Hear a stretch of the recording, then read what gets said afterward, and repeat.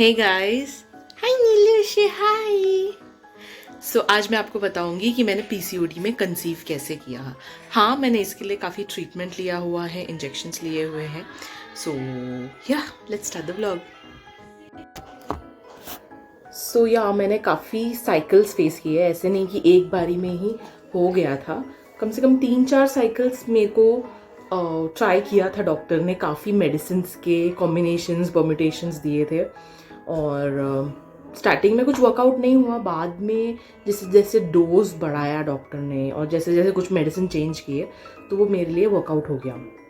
तो एक्चुअली मेरे साथ इशू क्या था कि जैसे नॉर्मली एक लेडी को पीरियड्स में एक एग या अंडा रिलीज होता है या तो मेरे केस में ऐसा था कि वो जो एग है वो ना ही बड़ा होता था ना रिलीज होता था। तो वो एग को मतलब जब तक आपके बॉडी का अंडा या एग बड़े साइज का नहीं बन जाता तब तक उस एग का कुछ पॉइंट नहीं है, फ़ायदा नहीं है। तो वो एग बड़ा करने के लिए मुझे डॉक्टर ने एक मेडिसिन दिया था जिसका नाम है लेट्रोज 7.5 mg दिया था। अगेन ये सलाह दूंगी कि आप ये सब मेडिसिन बिल्कुल ट्राई ना करें क्योंकि ये सब मैंने डॉक्टर के सलाह से लिया है। मुझे भी डॉक्टर ने दूसरे मेडिसिन भी ट्राई करके देखे थे इससे पहले और वो मेरे फेवर में मतलब मुझे उसका काफ़ी रिएक्शन हुआ था। तो आपको भी रिएक्शन हो सकता है, तो जो भी करना है आप सब डॉक्टर से पूछ पूछ के करिए। मैं भी कंटिन्यूसली डॉक्टर को दिखा रही थी, हर दिन मैं डॉक्टर के पास जाती थी। तो हाँ, तभी मुझे लेट्रोज दिया था। फिर बाद में मेरा एग जो है वो बड़ा हो गया। फिर वो एग को रिलीज भी होना होता है, मतलब वो आपके गर्भाशय में आना भी चाहिए वो अंडा, नहीं तो वो एग बड़ा होके उसका कुछ फ़ायदा नहीं होता।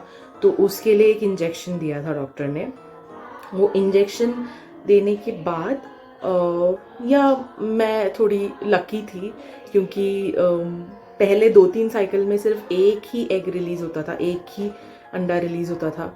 बट एक साइकिल में 2 अंडे रिलीज़ हो गए और तभी मैंने कंसीव किया और मुझे ये प्यारे प्यारे 2 ट्विन बॉयज़ मिल गए। इसमें से एक मेरे पास है।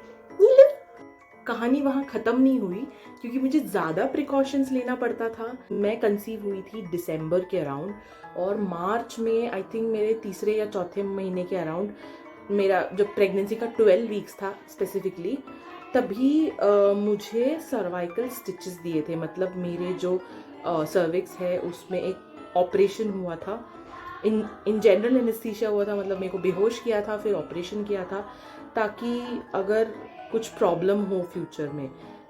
जैसे ट्विन के केस में क्या होता है ना, जल्दी लेबर पेन जल्दी स्टार्ट होता है, बच्चे जल्दी बाहर आने का बहुत चांसेस होता है।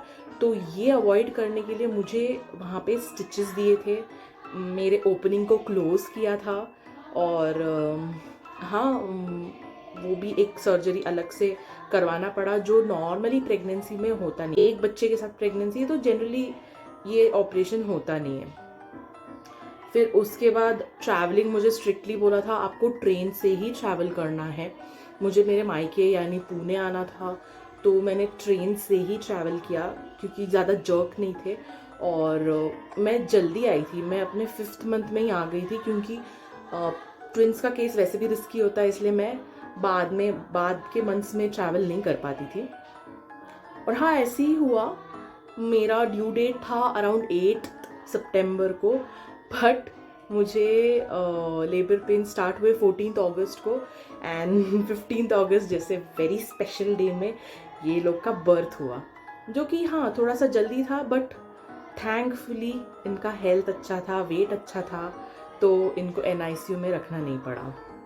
फिर मुझे वीकली इंजेक्शंस, प्रोजेस्टेरॉन के इंजेक्शंस भी लगते थे वीकली बेसिस पे। मतलब जब से मेरा स्टिचेस जब से मुझे लगे उसके बाद हर वीक इंजेक्शन इंजेक्शन इंजेक्शन, मैं तो परेशान हो गई थी। बाद में मैं पुणे में आई तो यहाँ पे एक डॉक्टर ने मुझे प्रोजेस्टेरॉन का ज़्यादा डोज दिया जो मुझे ओरली खाना था, तो वो काफ़ी बेटर था। मतलब वीकली इंजेक्शंस, वैसे तो मुझे इंजेक्शंस से ऐसा डर नहीं लगता बट स्टिल वो एक इरिटेटिंग चीज़ है जो हर वीक फेस करना पड़ता है। सो हाँ, वो भी एक पॉइंट है जो नॉर्मल प्रेगनेंसी में नहीं होता, ट्विन प्रेगनेंसी में फेस करना पड़ता है, वीकली इंजेक्शंस का साइकिल। कई केसेस में ऐसा होता है, थैंकफुली मेरे केस में ऐसा नहीं हुआ, कि जो बच्चे हैं वो 7th मंथ में उनका बर्थ होता है या बहुत जल्दी बर्थ होता है तो उनको आईसीयू में अलग से रखना पड़ता है 1 हफ्ते के लिए। पेरेंट्स बहुत परेशान रहते हैं। तो इवन दो ये लोग थोड़े से जल्दी पैदा हुए, पर स्टिल इनका वेट अच्छा था, ये लोग ब्रीदिंग अच्छा कर रहे थे, तो इसीलिए मुझे एज सच इतना प्रॉब्लम हुआ नहीं। तो 14 अगस्त को क्या हुआ, मुझे लेबर पेन स्टार्ट हो गया और डॉक्टर ने बोला कि नहीं अभी डिलीवरी तो करनी पड़ेगी। तो मेरा फर्स्ट बेबी, मतलब मेरा फर्स्ट ट्विन जो है वो 10:02 में हुआ था 15 अगस्त की सुबह, और ये 10:03 में हुआ मेरा सेकेंड बेबी। तो मेरा सिजेरियन ही हुआ। उसका रीज़न ये था क्योंकि फर्स्ट बेबी का पोजीशन ठीक था, मतलब उसका हेड भी नीचे था, एकदम प्रॉपर पोजीशन, पर ये जो है इसका पोजीशन कुछ अबनॉर्मल सा था। ये इसका पैर नीचे नहीं, ये कुछ इस पोजीशन में था पेट में, तो वो फेवरेबल नहीं था नॉर्मल डिलीवरी के लिए। तो सिजेरियन कर दिया, मेरा इमरजेंसी सिजेरियन सेक्शन कर दिया। तो सिजेरियन का एक्सपीरियंस ऑनेस्टली मैं बताऊं, आप विश्वास नहीं करोगे, जब मैं डिलीवरी रूम में गई सिजेरियन करवाने मुझे बिल्कुल डर नहीं लग रहा था, बिकॉज मैं तंग आ चुकी थी, मेरे को बैक पेन बहुत इंटेंस था। मैं चाहती थी कि ये जो मेरा प्रोसेस है, मुझे वॉमिटिंग होता था, बहुत पेन होता था, ये सब जल्दी ख़त्म हो जाए, तो मैं ज़्यादा नर्वस नहीं थी as opposed to what I thought. कि मैंने सोचा कि मैं बहुत नर्वस होंगी लास्ट मोमेंट में, पर ऐसा कुछ नहीं हुआ। फिर उन्होंने बैक में मेरे को इंजेक्शन दिया एंड विदिन मिनट्स मुझे एनेस्थीसिया चढ़ गया।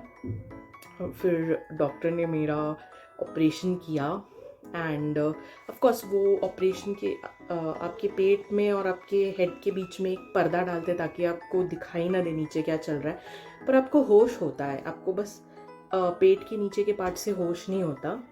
तो फर्स्ट बेबी निकला तो डॉक्टर ने बोला congratulation it's a boy, and second baby के लिए भी बोला कॉन्ग्रेचुलेशंस इट्स अनदर बॉय।